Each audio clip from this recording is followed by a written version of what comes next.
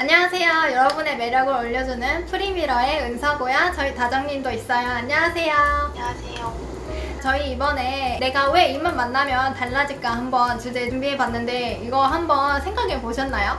그런 분들 꽤 많이 있으실 거예요. 이거는 특히 애착 문제하고 관련이 높아요. 애착이란 거는 인간관계하고 많이 관련이 있거든요. 애착으로 풀어보자면 애착에는 불안정 애착하고 안정 애착이 있다고 합니다. 불안정 애착이 너무 심한 사람들은 이게 사회관계에서도 이제 두드러지게 보일 수 있는데 그 안정의 정도가 꽤 있는 사람들에게서 이러한 현상을 발견해 볼 수 있어요. 불안정 애착에는 불안, 회피, 공포, 회피가 있다고 하는데 이제 그 세 가지로 나눠서 저희가 설명드리고 해결책까지 드릴게요. 마지막에 해결책 드릴 거니까 끝까지 영상 시청해주세요. 그러면 불안형부터 시작해보면 불안형은 집착, 요구, 통제로 나눠볼 수 있어요. 집착이나 요구는 사회에서는 내가 남하고는 그렇게 많이 친하지 않으니까 또 어느 정도 사회적인 선을 지켜야 되잖아요. 보호작용으로 불안이 그렇게 크게 나타나지 않는 거죠. 그리고 남들이 나를 이상하게 볼 수도 있고요. 일반 사회관계에서는 애착의 농도가 그렇게 진하진 않는데 우리가 부모하고 애인 관계에서 애착의 농도가 제일 진하다고 하거든요. 그래서 부모 다음으로 가장 애착을 많이 쌓는 관계가 애인 관계라고 해요. 또 다른 말로 제2의 안전기지라고도 불리기도 하는데요. 친구랑 연락 끊기는 거하고 또 애인하고 헤어지는 거하고 마음 아픈 정도가 다르잖아요. 부모하고 맺었던 관계가 재현된다고 보시면 될 것 같습니다.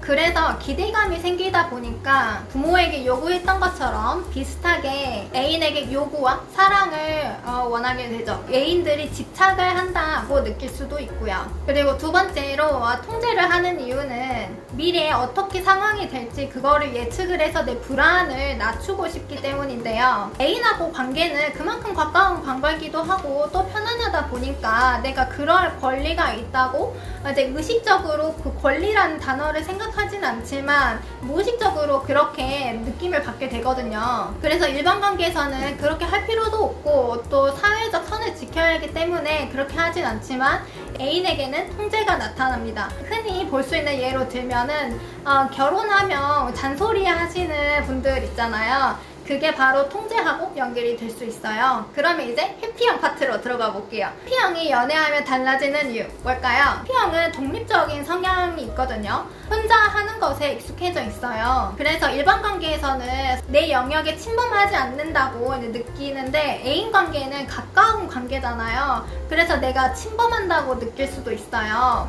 내 삶에 애인이 깊숙하게 들어오기 때문인데요. 그래서 그 선을 지키려고 내 방어기제가 이제 작동을 하는 거죠. 그리고 공포 해피형은 불안하고 해피가 섞인 타입인데요. 그러다 보니까 애인하고 깊은 관계는 원해요. 불안형처럼.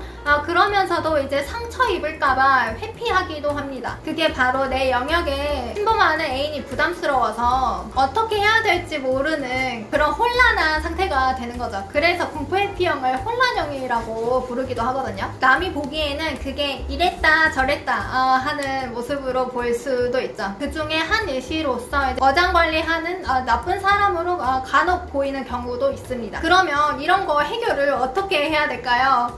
내가 애인하고 잘 지내는 방법 이제 알려드릴게요. 일단은 모든 불안정 애착, 불안형, 회피형, 공포 회피형 마찬가지로 애인은 부모가 아니다고 생각하는 게 좋아요.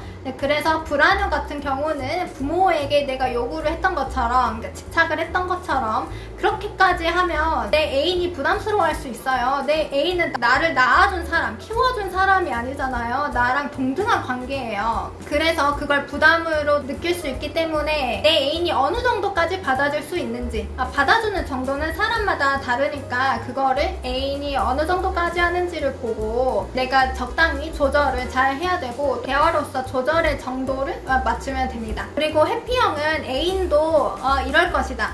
선입견을 가지지 않는 게 중요해요. 왜냐면 회피형은 부모로부터 요구가 좌절되거나 또 감정을 무시받는 경우도 있어요. 어렸을 때부터 그랬다 보니까 익숙해져서 그게 무의식에 남아있는 거죠. 타인의 불신이 이제 가득하게 되는데요. 크면서. 근데 내 애인은 부모와 같은 사람이 아니잖아요. 그래서 내 애인은 감정을 잘 받아주고 문제 해결도 잘 해주는 그런 그런 사람일 수도 있어요. 약간 새로운 관계를 시작한다고 생각하시면 편할 것 같고요. 그러면 내 애인이 회피형이다, 아니면 공포 회피형이다, 이 경우는 어떻게 해야 될까요? 불안형은 대화를 하다 보면 이게 잘 풀릴 수도 있어요. 아까 그런 이유 때문에 회피형이 독립적인 성향이 있다 보니까 너무 과도하게 문 해결을 해주려 다가가면 안 되고요. 부담스럽지 않게 또 혼자 해결은 해볼 수 있지만 언제든지 뒤에는 너가 어려울 때, 잘 안 될 때 도움을 줄 수 있다고 그런 뉘앙스를 풍기면 좋습니다.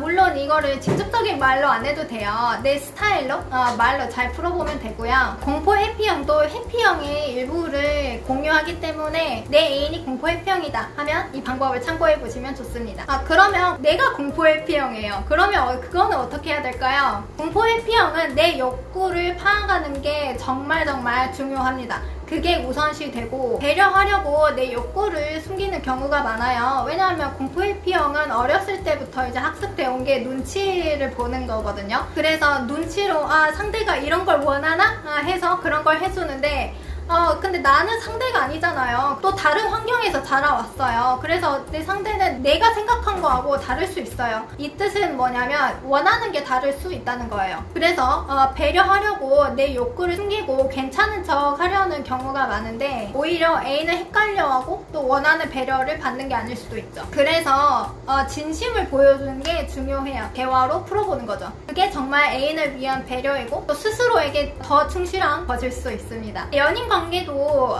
인간관계예요. 다만 그냥 지날 뿐이고, 내가 사귀는 관계다고 나 사귀는 관계야, 애인 있어 이러면서 이러면 더 어려우니까 편안하게 인간관계로 생각해보시면 편안한 연애 쉽게 할 수 있을 것 같습니다. 그러면 저희 애착에 대해서 더 궁금하시면 구독 눌러주시고 또 응원으로 좋아요 부탁드릴게요. 네, 그럼 안녕.